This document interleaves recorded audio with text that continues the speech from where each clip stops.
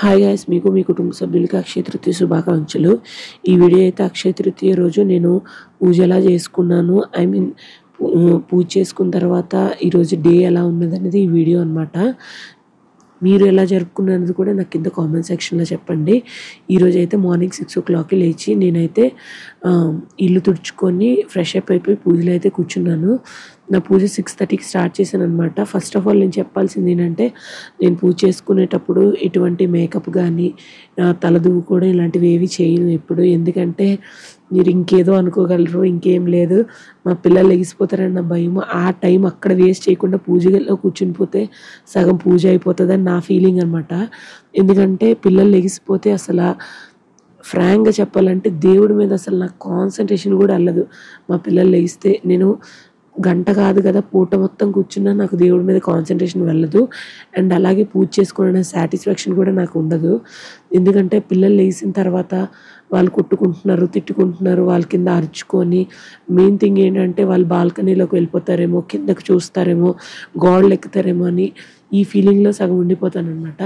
నేను సగం వినాయకుడికి కాయిన్స్తో అష్టోత్తరాలు ఫోన్లో చూసుకొని అష్టోత్తరాలు నేను చేస్తున్నప్పుడు నేను చూసింది ఏంటంటే బ్యాంగిల్ విరిగిపోయి ఉంది. సో నేను ఎక్స్ట్రా బ్యాంగిల్స్ వేసుకొని మళ్ళీ పూజ అయితే కంటిన్యూ చేసుకున్నాను. తర్వాత లక్ష్మీదేవికి అష్టోత్తరాలు చేసుకుంటున్నాను. నాకైతే పూజలు కంప్లీట్గా మంత్రాలు అయితే చదవడం రాదు. నేను ఫోన్లోనే చూసుకొని నేనైతే పూజ చేసుకుంటాను. అంతలోపే నా బాబు లెగిసిపోయిన తర్వాత బ్రష్ స్నానం చేసుకొని వస్తే పూజలో కూర్చోమని చెప్పాను. సో బ్రష్ స్నానం చేసుకొని వచ్చాడు. సగం సేపు పూజ చేయించాను బాబు చేత కూడా. అండ్ తర్వాత పాప లెగిసిపోయిన వెంటనే బాబుకు కొంచెం రిక్వెస్ట్ చేశాను అనమాట, చెల్లికి బ్రష్ స్నానం చేయడంలో కొంచెం హెల్ప్ చేయండి అన్న అని చెప్పి.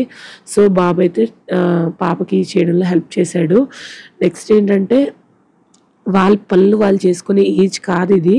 నేను బ్రష్లో స్నానాలు చేసుకోమని దేనికంటే నా పూజకి డిస్టర్బ్ చేయకుండా ఉంటారని. అండ్ అలాగే వాళ్ళకి ఏ పిల్లలకైనా వాటర్లో కొంచెం టైంపాస్ చేస్తారు కాబట్టి ఈ టైంపాస్ చేసే టైంలో నా పూజ అయిపోతుందని నేను జస్ట్ అలా చెప్తున్నాను. ప్రతి పూజలో ఇలాగే కొంచెం డైవర్ట్ చేస్తాను అనమాట పిల్లలకి. అండ్ పూజ అయిపోయిన తర్వాత యాజ్ యూజువల్గా మళ్ళీ నేను బ్రష్లు స్నానాలు మళ్ళీ చేయిస్తాను. అండ్ మనకి పూజ గదిలో కూడా వాళ్ళు ఏ ఫ్రెష్ అప్ అవ్వకుండా రాకూడదు కాబట్టి వాళ్ళకి ఒక ఫార్మాలిటీ వాళ్ళకి తెలియాలని స్నానాలు చేస్తే కానీ లోపలికి రానివ్వను అనమాట నేను. అంతేగాని అది ఒక రూల్ కాదు. అయిపోయిన తర్వాత మీరు ఒకసారి అబ్జర్వ్ చేయండి, పిల్లలు లెగక ముందు నేను పూజ ఎంత బాగా చేసుకున్నాను, పిల్లలు లెగిసిన తర్వాత నా పూజ ఎలా ఉందో. సో ఇలా ఉంటుందన్నమాట పిల్లలతో పూజ చేసుకుంటే. అండ్ నెక్స్ట్ ఏంటంటే, వాళ్ళు మన పక్కన ఉన్నా కూడా భయమే. ఎందుకంటే పూజలోన వాళ్ళు అది ఇది పడేస్తే మనకు సెంటిమెంట్లా అయిపోతుంది. అంటే పిల్లలు ఏం చేసినా అంత పట్టింపు ఉండదు. కాకపోతే మనకి ఎలా అంటే మన ముందే కావాలని అవి ఇవి దేవుడు సామాన్లు పడేస్తుంటే మనం చూస్తూ మనమైతే ఎంకరేజ్ చేయకూడదు. కాబట్టి వాళ్ళతో అరుస్తూ అలా చేయకూడదు, ఇలా చేయకూడదు, సరే కూర్చోండి అని చెప్తూ నా పూజ కంప్లీట్ చేసుకున్నాను. సో నా పూజ అంతా కంప్లీట్ అయిపోయేటప్పటికి 8 o'clock అయిందనమాట. నేను ఒక 3 years నుంచి అయితే పూజలు బాగా చేసుకుంటున్నాను. అండ్ నాకు మంత్రాలు అయితే రావు, కానీ ఏ పూజ ఎలా చేసుకోవాలని నాకు కంప్లీట్గా ఐడియా అయితే ఉంది. నేను మీకు ఎందుకు షేర్ చేయట్లేదంటే, మినిమం ఒక 3 years అయినా ఎక్స్పీరియన్స్ లేకపోతే మనం పక్కోళ్ళకి గైడెన్స్ ఇవ్వకూడదు. ఎందుకంటే మన దాంట్లో కూడా తప్పులు ఉంటాయి. మనం రెక్టిఫై చేసుకోవడానికి ఒక 2-3 years పడుతుంది. అందుకనే ఒక 3 years అయినా కంప్లీట్ అవ్వకముందు నేను వీడియో చేయకూడదని ఫిక్స్ అయ్యి నేను ఎటువంటి పూజ ఎలా చేస్తున్నాను అనేది డీటెయిల్గా మీకైతే ఏ రోజు నేను వీడియో పోస్ట్ చేయలేదు. కానీ 100% నేను నెక్స్ట్ ఇయర్ నుంచి అయితే ప్రతి పూజ వీడియో మీకు ఎలా చేస్తున్నాను అనేది మీకు చూపిస్తాను. ఎందుకంటే నాకు ఎక్స్పీరియన్స్ వచ్చింది కాబట్టి.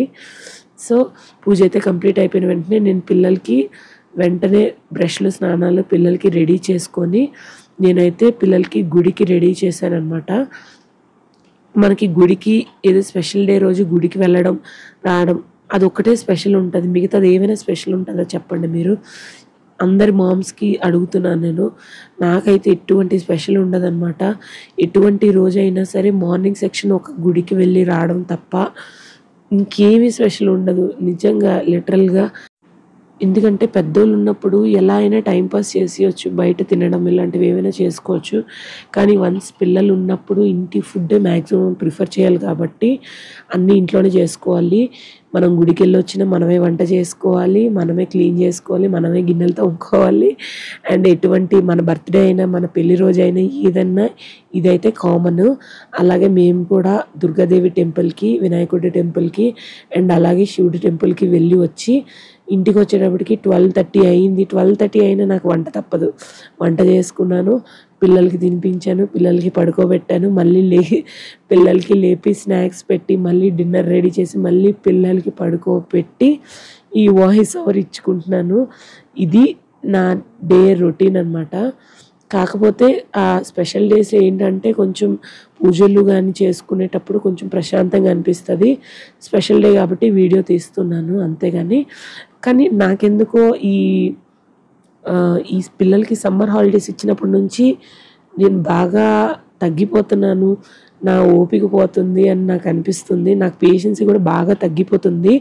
అండ్ మీకు వీడియో కూడా డీటెయిల్డ్‌గా నేను బయట వీడియోస్ అయితే తీయట్లేదు. ఎందుకంటే పిల్లలతో బయటికి వెళ్ళినప్పుడు మనం కాన్సంట్రేషన్ పిల్లల మీద తీయకుండా ఫోటోల మీద, వీడియోల మీద తీస్తే పిల్లలు రోడ్ల మీద పరిగెడతారు కాబట్టి నేను బయట వీడియోస్ ఎక్కువ తీయననమాట. మెయిన్ పిల్లలు కాబట్టి. సో, ఇదైతే